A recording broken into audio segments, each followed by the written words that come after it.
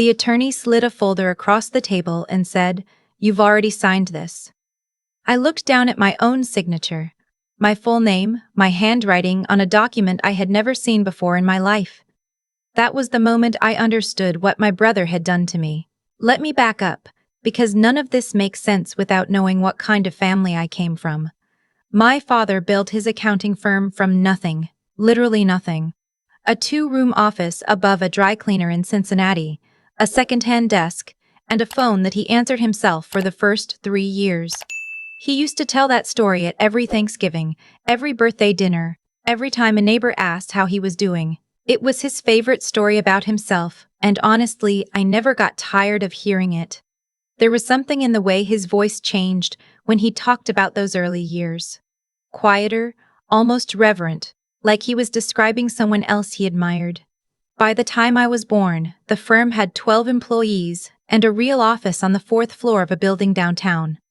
By the time I graduated college, it had 43 employees, and my father's name on the door in brass letters. Pierce and Associates. My last name. My father's name. The thing he had built. I grew up watching him work.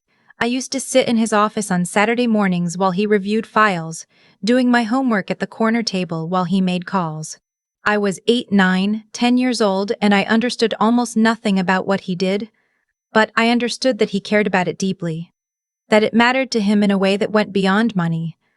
My brother was 5 years older than me and had never once sat in that office voluntarily. I don't want to make this a story about favoritism, because it was more complicated than that.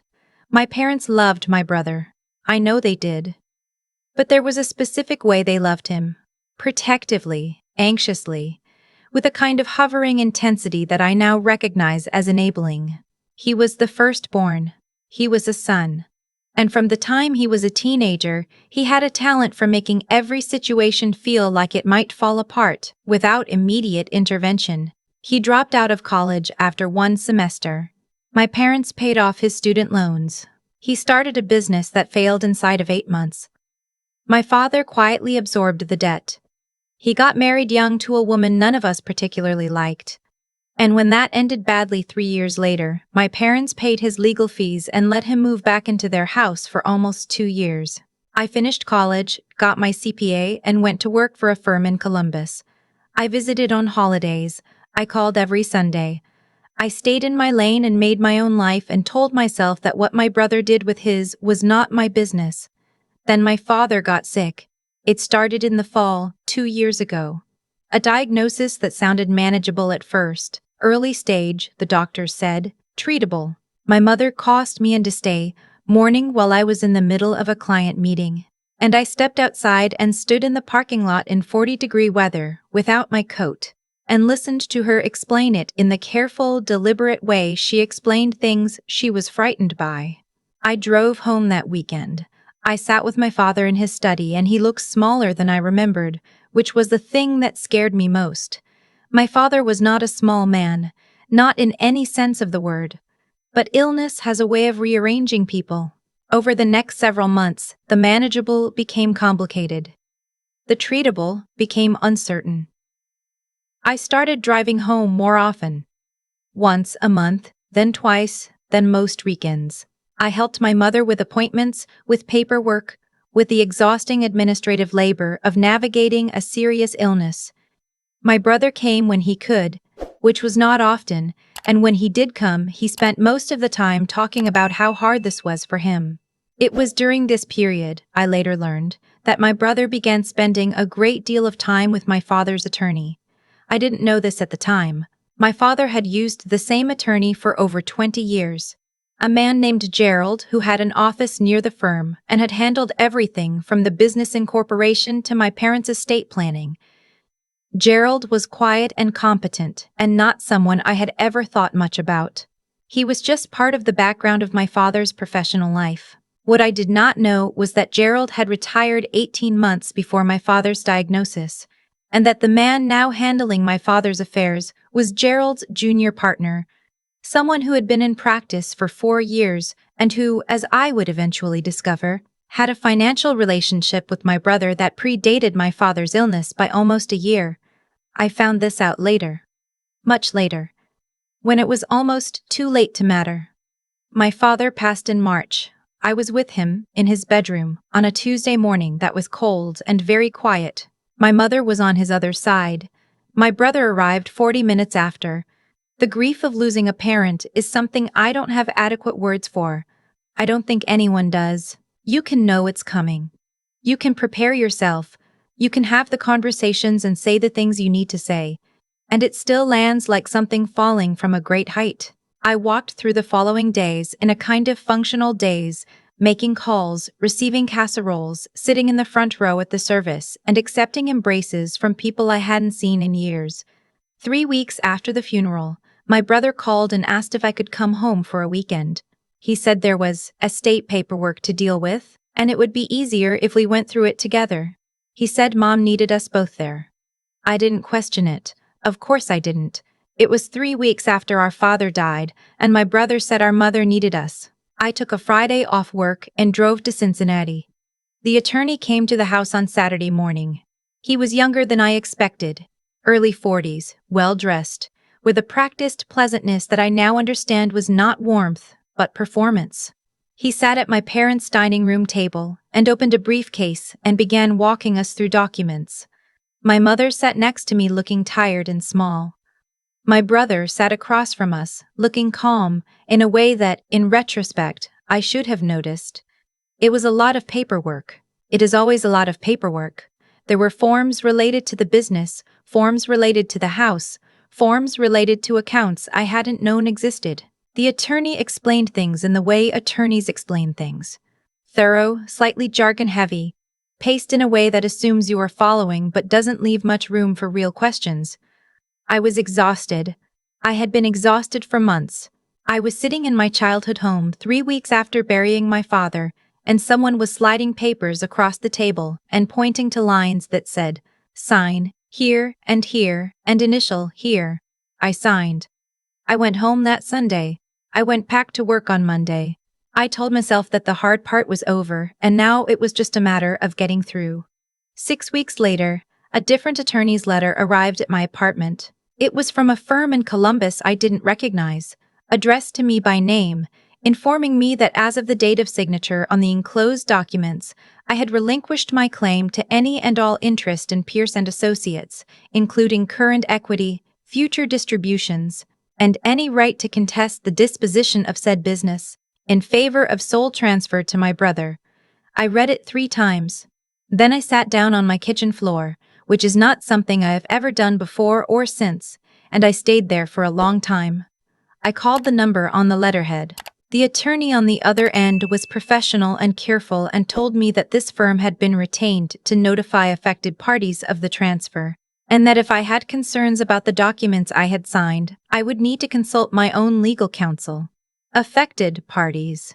That is what he called me. I pulled up my email and found the scanned copies of everything I had signed that Saturday.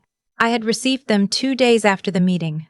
I remembered thinking, vaguely, that I should look through them at some point, and then not doing it because I was grieving and exhausted and trusted that what I had signed was what I had been told I was signing.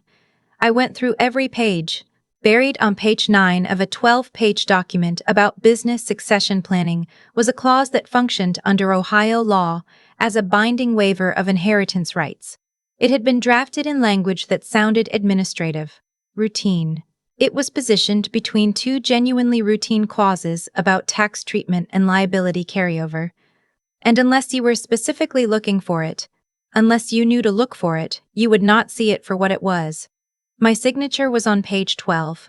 I called a friend from college who was now a litigation attorney in Cleveland. She listened to me without interrupting and then said, very quietly, "Send me everything." She called me back the next morning. She said the clause was legal on its face but that there were multiple grounds to challenge it. The conditions under which it was signed, the failure to disclose its nature clearly, and potentially the relationship between the drafting attorney and my brother, if a financial connection could be established. She also said something that I've thought about every day since. She said, "This was planned. Someone thought about this carefully. This didn't happen by accident."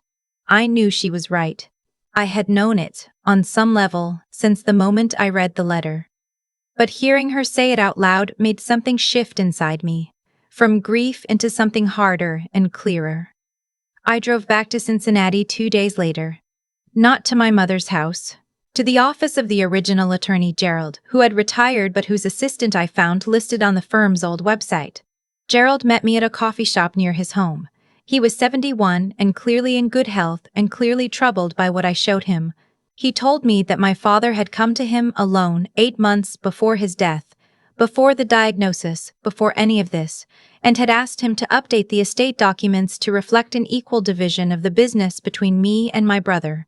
He said my father had been explicit about it. Equal shares, equal voting rights, a structure that would allow me to buy out my brother over time if we couldn't work together. He said he had prepared those documents. He said my father had signed them. He said he did not know what had happened to them after he retired and handed the file to his junior partner. I went back to my friend in Cleveland and told her what Gerald had told me. She filed a motion the next week. We subpoenaed financial records. We subpoenaed communications. It took 4 months, and there were days during those 4 months when I could not sleep and could barely eat and cried in my car in parking garages because I did not know how this was going to end. What we found was this. My brother had begun meeting privately with the junior attorney 14 months before my father's death. There were invoices, careful disguised as consulting fees, that documented a financial arrangement. The original updated will that Gerald had prepared, the one with equal shares, had been removed from the file. In its place was an earlier version of the documents, predating Gerald's retirement, predating my father's updated instructions. And the waiver clause I had signed was drafted, not as part of routine estate administration but as a targeted instrument, prepared specifically to eliminate my legal standing to contest anything. My brother had not acted alone, but he had acted deliberately and early and with a patience that I found more disturbing than the act itself. The Ohio Bar Association opened a disciplinary investigation into the junior attorney. The financial fraud charges took longer, but they came. My brother's attorney, not the junior partner, his own private counsel, told him to cooperate fully, which he did not do. That decision cost him significantly when it came time for the judge to consider it. There was a morning, about 8 months after I first sat on my kitchen floor, when I sat in a courtroom and watched my brother look at me from across the room. I had expected to feel something large in that moment. Rage, maybe, or grief, or vindication. What I actually felt was tired. And certain in a way I hadn't been in a long time. The updated will Gerald had prepared was legally reinstated. The waiver I had signed was voided on grounds of fraudulent inducement. The junior attorney surrendered his license as part of a negotiated agreement and is currently the subject of ongoing criminal proceedings. My brother was ordered to repay the distributions he had already taken from the business and was removed from any management role. I did not take over the firm. I want to be honest about that. I thought about it. I thought about it a lot, actually, about what my father would have wanted, about those Saturday mornings in his office when I was 9 years old. But the firm was complicated and damaged, and I had built a life in Columbus, and in the end I chose to sell my share to 2 of the senior partners who had worked there for decades and who my father had trusted. It felt right. It felt right. It felt like what he would have done. My mother's Senway family, our way back to each other. That's the part no one tells you, that when something like this happens inside a family, it damages everything, including the relationships that were not the source of the damage. She knew my brother had been spending time with the attorney. She told me that eventually. She said she thought it was just him being involved, being responsible for once, and that she hadn't asked questions because she was grateful someone was handling things. I believe her, and I'm still angry at her for it. Both of those things are true at the same time, and I've stopped trying to resolve them. My brother and I have not spoken since the courtroom. I don't expect that to change. Some people will read that and think it's sad, and maybe it is, but there's a version of sad that is also clean, and honest, and sustainable. There's a version of losing something that also means you stop carrying it. I think about my father a lot. I think about him sitting at that desk on Saturday mornings, patient and deliberate, building something that mattered to him. I think about the fact that he tried to protect me, that he sat down with Gerald and said, specifically, equally, both of my children, that the last Amia did for me even at the end of his life was make sure I was included. It wasn't enough. But he tried, and I think about what my friends said to me, 8 months into all of this when I called her exhausted and doubting everything. The people who love you don't forge your signature. They don't bury clauses in paperwork and wait for you to be too grieved to read carefully. The people who love you want you to know exactly what you're signing. She was right. That's the thing about betrayal by someone who shares your blood. It doesn't announce itself. It comes disguised as paperwork, as practicality, as family responsibility. It comes while you're exhausted and heartbroken and trusting, because that's when the door is open widest. I'm not that person anymore. I read everything now. I question everything, and I've learned that protecting yourself is not the same as being cold. Sometimes it's the only honest response to what you've been shown about how someone sees you. I wasn't a sister to my brother. I was an obstacle he'd been calculating around for over a year. Now I know, and knowing, it turns out, is enough to build on.